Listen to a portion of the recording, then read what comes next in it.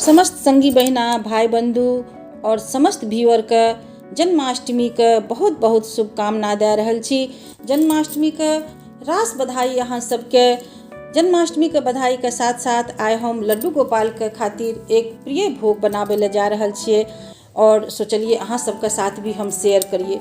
वैसे तो सबको जानबे करे छिए कि लड्डू गोपाल के माखन मिश्री बहुत प्रिय है, साबूदाना के खीर बहुत प्रिय है, पंचामृत बहुत प्रिय है, दूध से बनल दूध के पेड़ा बहुत प्रिय है, दूध दही बहुत प्रिय है, दूध से बनल बहुत अन्य प्रकार के मिष्टान खीर सब कुछ बहुत पसंद है।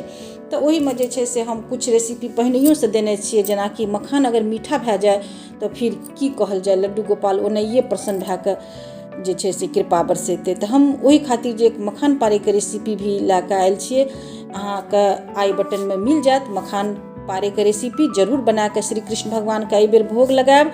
और साबूदाना के खीर के भी रेसिपी देल छै, साबूदाना के खीर भी बना के जरूर लड्डू गोपाल के भोग लगाएब। इन सब जे छै से भोग लड्डू गोपाल के बहुत प्रिय भोग में से छै।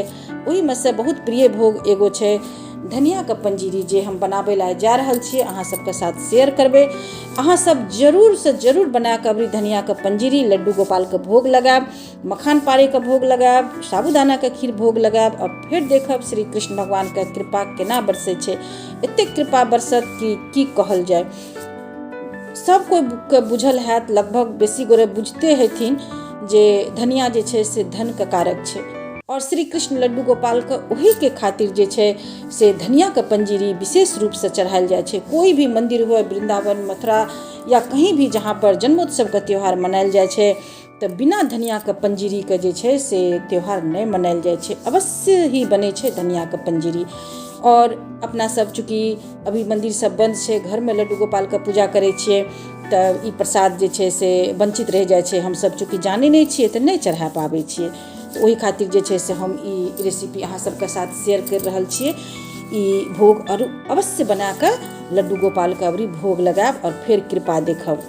धनिया के पंजीरी बनाबे खातिर जे छै से अपना सबके कोनो बेसी खास ताम झाम नहीं करे पड़ते, नहीं बेसी चीज के जरूरत छै। तो एकरा खातिर जे छै से धनिया लेकिन बिल्कुल फ्रेश होना चाहिए, बिल्कुल फ्रेश धनिया अपना सब लेबे। हम जे छै से एठिन 1 बॉल लगभग धनिया के प्रयोग कर रहल छिए। धनिया के पहिनैये से धोइ के सुखा लेब, किया तो भोग लगेबे अपना सब। हम धो के सुखा के तब राखने छिए, तो ओकरे प्रयोग कर रहल छिए। तो लेलिए 1 बॉल धनिया, एकरा जे छै से अपना सब दरदरा पीस लेबे। हम एठिन मिक्सी में ग्राइंडर में दरदरा पीसे ले जा रहल छिए। एकरा सिल्लो लोढ़ी पर पीस सकै छिए, जेना अहाँके सुविधाजनक बुझाबे ओना पीस लेब। और दरदरा जब पीस लेबे, एने जे छै से पैन गर्म होय ले चढ़ा देलिए, कोनो बर्तन गर्म होय ले चढ़ा देब जेमे भोग उग बनाबै छिए।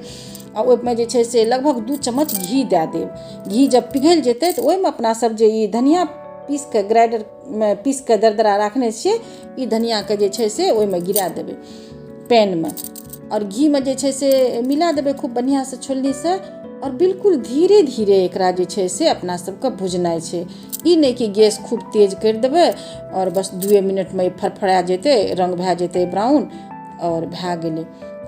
तेना नहीं अपना सबके भुजनाइ छै, एकदम धीमे आँच पर एकरा जे छै से लगभग 7 से 8 मिनट तक भुजनाइ छै। तब देखबै एकर धीरे धीरे जब भुजबै अपना सब, धनिया तो जैसे ही घी में पड़ते तो 1-2 मिनट के बादे से जे छै से एकर खुशबू धीरे धीरे घर में फैले लागते।